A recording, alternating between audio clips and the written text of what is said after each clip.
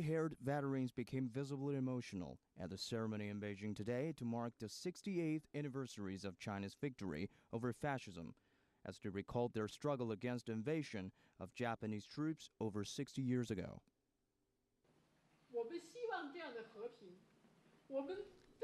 Our hope is that everyone can enjoy a peaceful and happy life in their own country.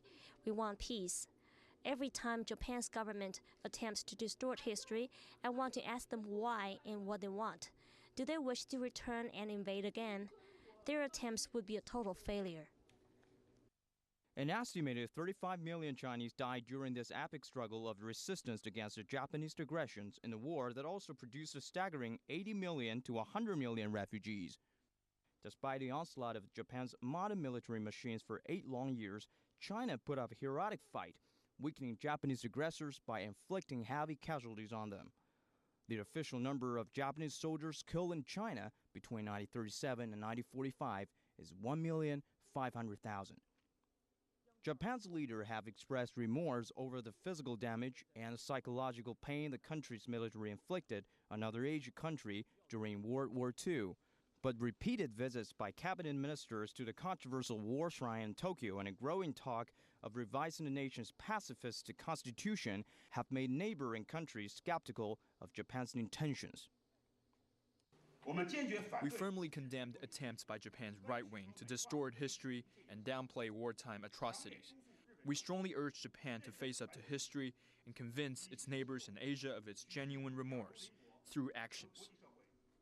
Leaders of Japan have tried to return their country back to the center stage of the world after more than a decade in the win.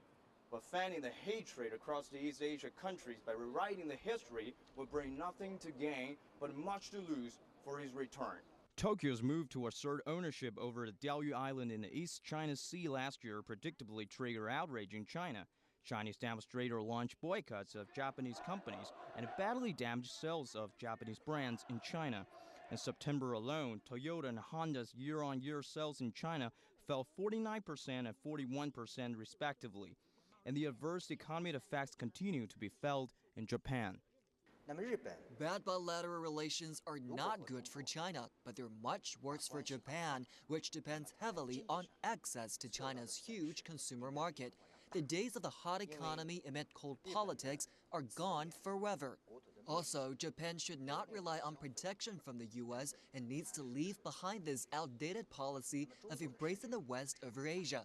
It needs to become a real partner of its Asian neighbors. However, with the wrong attitudes to history, Japan will find its future path a bumpy one. Yang Zhao, CCTV.